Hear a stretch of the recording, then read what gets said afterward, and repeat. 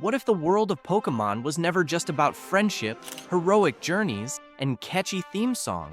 Imagine that everything we thought was bright and innocent was actually masking secrets so dark that once you discover them, you'll never see your favorite creatures the same way again. This script dives deep into 10 disturbing Pokemon theories that many fans have whispered about, but never fully explored in broad daylight. Some of these rumors have lingered in hidden corners of the internet for years. Others are more recent, fueled by subtle clues in newer generations. Regardless of where they originate, each theory promises to make you question everything you thought you knew. Before we plunge into these unsettling possibilities, remember one thing: Pokemon has always been designed to spark your imagination. For some fans, that spark led to theories about everything from the meaning of a single line of dialogue to the overarching truth behind the entire Pokemon universe. Our goal here isn't to ruin your childhood, but to illuminate the mysteries that might change how you look at the game, the anime, and even the trading cards. Some theories might sound too chilling to be true, yet each one has at least a kernel of evidence that keeps it alive. Whether you end up believing them or not, there's no denying that exploring these darker corners of the Pokemon world can be strangely thrilling. So get ready to hear about experiments gone wrong, comatose protagonists, war-torn landscapes, and Pokemon who might be more than they appear. We'll start with one of the most famous and unsettling theories, the idea that Ash, our beloved forever young protagonist, is actually lying unconscious in a hospital bed somewhere, dreaming up every region, every battle, and every friend he makes along the way. That is just the tip of the iceberg. Theory 1. Ash in a coma. One of the most well-known dark Pokemon theories suggests that the entire anime is taking place in Ash Ketchum's mind after a catastrophic accident in the very first episode. In that episode, Ash and Pikachu experience a dramatic encounter with a flock of Spearow. Ash ends up hurt, and there's even a point where lightning strikes them both. According to the theory, that lightning strike was far more serious than the show let on. Instead of simply knocking Ash to the ground, it rendered him comatose. What we see is numerous seasons of adventures across Kanto, Johto, Hoenn, and beyond is allegedly Ash's subconscious constructing a fantasy where he continues to journey and bond with Pokemon. Evidence that fans point to includes the fact that Ash never visibly ages despite how many years pass in the real world. They also note how certain regions and friends reflect changing desires or emotional states. For example, Team Rocket's repetitive attempts to capture Pikachu could represent Ash's mind fighting against the reality of his condition. Every time Team Rocket blasts off again, it might be Ash metaphorically pushing away the harsh truth that he's actually in a hospital bed, not on a grand adventure. Further fueling the belief is the presence of legendary Pokemon that appear to Ash with surprising frequency. Rather than random chance, these legendary encounters may symbolize pivotal moments in his struggle between life and death, where mythical Pokemon represent both hope and intangible dreams he can't fully grasp. While the creators have never confirmed any of this, the idea lingers because it neatly explains many of the anime's more bizarre elements, from Ash's eternal youth to the cyclical nature of certain episodes, to new traveling companions that appear when old ones are no longer needed by his psyche. Theory 2. The failed clones before me. 2 Mewtwo is officially described as the result of an experiment to create the strongest Pokemon by cloning Mew's DNA. However, fans have expanded on this premise by suggesting that Mewtwo was not the only clone attempt, just the only successful one. In the lab where Mewtwo was created, the researchers may have conducted gruesome experiments that led to numerous horrifically failed clones before Mewtwo emerged as the sole survivor. The existence of Ditto in places like the Pokemon Mansion on Cinnabar Island, where experiments were said to take place, supports this theory. Ditto's shapeless form could be the aftermath of incomplete or unstable clones that managed to survive, albeit in a less structured, amorphous form. If you look closely at Ditto and Mew, you'll note some striking similarities. They share nearly the same color and weight, and Ditto has the ability to learn the move Transform, which is typically associated exclusively with Mew. This implies a deep connection between the two. Some fans even say that Ditto's signature blank stare hints at an origin steeped in scientific meddling. The reason you find Ditto in old abandoned labs could be that it's literally the byproduct of experiments that were left behind when the labs were deserted. There's a certain tragic element to thinking about how many Ditto exist, mindlessly transforming from one shape to another, perhaps unconsciously longing to be the powerful being they were meant to become. Building on this concept, fans argue that Mewtwo's ruthless personality and disdain for humans stems from it not only being a clone, but from having witnessed countless failures and possibly even suffering during its creation.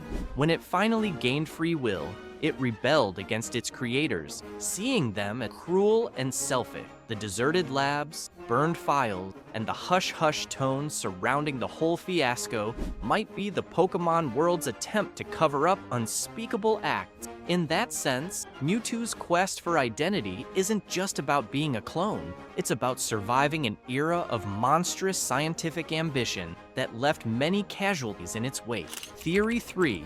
Lavender Town Syndrome. Lavender Town, in the original Pokémon Red and Green, Japan, and Red and Blue, internationally, has always had an unsettling aura. Home to Pokémon Tower, a massive graveyard for deceased Pokémon, the town's theme music is infamous for sending chills down players' spines. Yet the darkest rumor surrounding Lavender Town is something called Lavender Town Syndrome. This creepypasta-fueled tale claims that the original high-pitched music caused players, specifically children, to experience headaches, anxiety, and in extreme cases, self-harm or worse. The story spread quickly on the internet, saying that Nintendo altered the music in subsequent versions due to these disturbing reports. Of course, Nintendo has never verified such an event, and it's mostly regarded as a creepy urban legend. Still, it's eerily plausible enough to make players revisit Lavender Town with a sense of dread.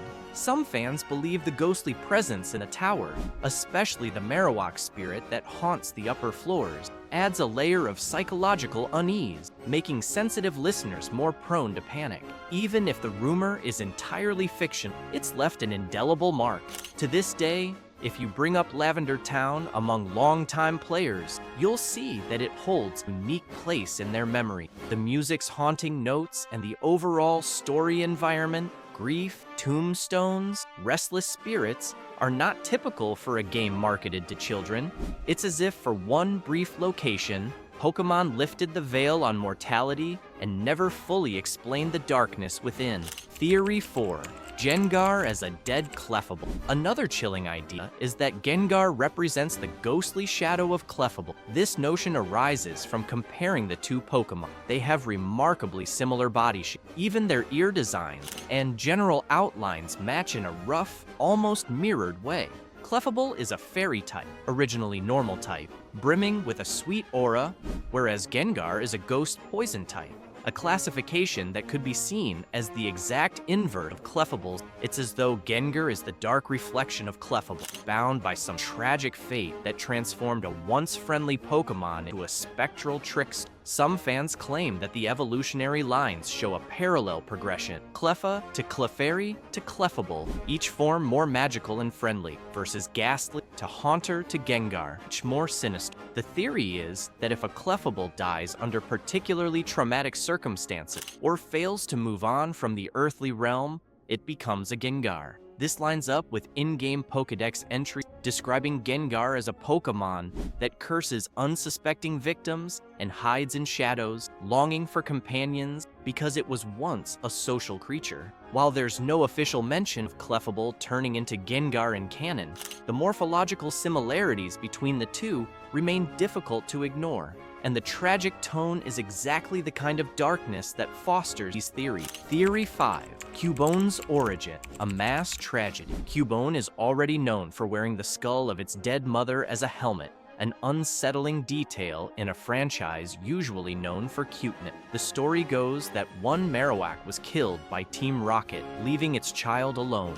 Yet fans take this further What if Cubone's mother wasn't the only casualty? Some propose that Team Rocket or another malicious orchestrated a mass extermination of Pokémon in the Lavender Town area. The outcome was numerous orphan baby Pokémon forced to scavenge the remains of their own kin for protection, or to carry the memory of their lost parent. This twisted perspective suggests that every Cubone we see is a living testament to these atrocities, each wearing the remains of a mother who died in the same tragedy. That horrifying scenario would explain why Cubone are primarily encountered in or near Lavender Town, a place overshadowed by grief and restless spirit. The official storyline might gloss over these, but the dark imagination of fans sees a silent genocide that left behind traumatized Pokémon forced to grow up surrounded by death. The iconic skull helmet transforms from a unique Pokémon attribute into a heartbreaking symbol of loss. Theory 6. Ghost Girl of Marvelous Bridge. In the Generation 5 game, Pokémon Black and White, players sometimes encounter a spectral figure on Marvelous Bridge. This ghost girl says a single cryptic line, "You're not the one," before disappearing. What makes this especially eerie is that there is zero resolution or explanation. She doesn't battle you, she doesn't appear in any side quest, and no NPC delves into her backstory. Fans have speculated that she could be the spirit of a girl who was separated from her partner, or that she might have been a victim of some tragedy in Unova's past. Others think she's related to a scrapped storyline about hauntings or supernatural elements. Her appearance stands out in a series that typically provides some context or comedic relief for bizarre occurrences. The Ghost Girl remains a quiet, unsettling reminder that not everything in Pokémon is bright or comedic. Some players believe she's searching for a specific person, maybe her lost brother or a trainer who promised to return but never did. "You're not the one" implies that she's perpetually checking random passers-by, hoping to be reunited. It's a sorrowful concept, turning what seems like a fleeting cameo into a haunting story of eternal yearning. The open-ended nature of her cameo strongly suggests that Game Freak wanted to spark curiosity or simply add a dash of the supernatural, reinforcing the sense the Pokémon world's many unsolved mysteries behind its cheerful facade. Theory 7. Pokémon harvesting for food. While the games and anime mostly show a world where humans and Pokémon live in harmony, there are uncomfortable hints that Pokémon might also be a food source. Team Rocket famously tries to harvest slowpoke tails to sell as a delicacy in the Johto region, and there's an episode in the original anime where James from Team Rocket tries to cook a Magikarp out of desperation, implying that it's normal or at least possible to eat certain Pokémon. If we consider a variety of Pokedex entries, some even mention predator-prey relationships among Pokémon themselves. The concept of humans eating Pokémon, though rarely highlighted, certainly exists on the periphery of the lore. Fan theories expand on this, suggesting that the entire economy of the Pokémon world might partly revolve around Pokémon-based products. For instance, Miltank produce, Combee produce honey, and Farfetch'd was nearly hunted to extinction in certain storylines because it tasted good when cooked with its own leaf. These references, although scattered, indicate that some of our beloved Pokémon could be systematically farmed and consumed. That concept can be jarring for fans who grew up with the idea of forging an unbreakable bond with these as teammates or pets. Yet it might also be an inescapable reality of a world where humans need resources and Pokémon appear to fill every ecological niche. Theory 8.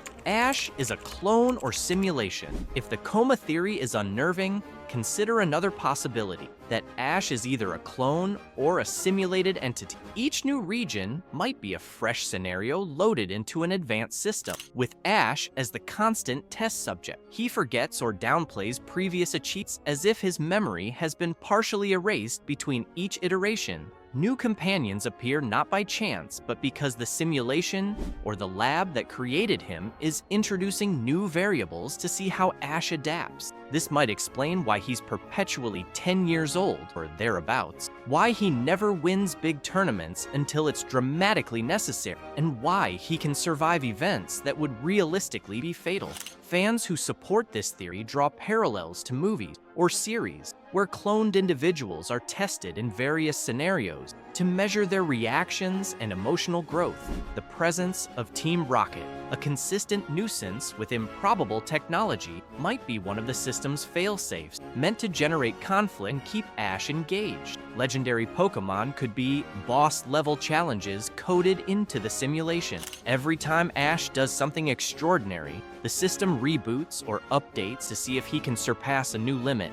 It's a sci-fi spin that merges the modern fascination with VR, AI, and cloning with the beloved Pokémon lore. While it sounds far-fetched, the idea continues to thrive because it accounts for so many of the anime's oddity, from its cyclical storytelling to its lack of true chronological progression. As we conclude, each of these theories suggests that Pokémon, a franchise best known for its uplifting messages about friendship and perseverance, might harbor a shadowy side, whether it's the possibility of widespread cloning, lurking ghosts, haunted music tracks, or entire wars that the main storyline glosses over. The realm of Pokémon fan theories is as expansive as the Pokedex itself. Some fans find these dark interpretations thrilling, adding depth to a world they've loved since childhood. Others prefer to keep their experiences light and carefree, focusing on the simpler joys of battling, trading, and exploring. So what do you think? Are these just wild conspiracy theories, or do you sense some hidden truths lingering beneath Pokémon's cheerful exterior? Could the world we see in games and anime be far more complicated?